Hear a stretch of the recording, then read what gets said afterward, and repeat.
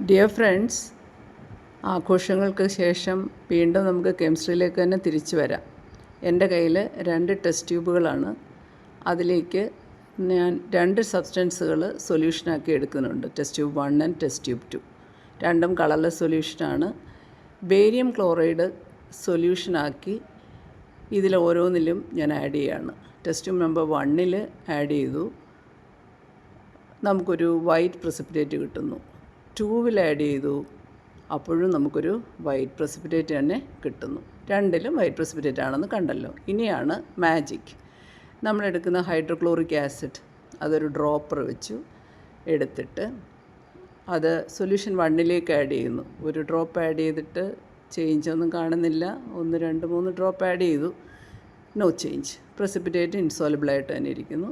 രണ്ടാമത്തെ പ്രസിപ്പിറ്റേറ്റ് ഒന്ന് സെറ്റിൽ ചെയ്തിട്ട് ഇരിക്കുന്ന പോലെയുണ്ട്. അതിലേക്ക് വീണ്ടും ഈ ഹൈഡ്രോക്ലോറിക് ആസിഡിൻ്റെ ഒരു 2 ഡ്രോപ്പ് ആഡ് ചെയ്യുന്നു. നോക്കൂ, that dissolves with an effervescence. അതിൽ കുമിളകൾ പൊങ്ങുന്ന കാണാം. നിങ്ങൾക്ക് പറയാമല്ലോ, സൾഫേറ്റും കാർബണേറ്റും ബേരിയം ക്ലോറൈഡുമായിട്ട് റിയാക്ട്. അപ്പോൾ white precipitate with barium chloride insoluble in HCl confirms sulphate.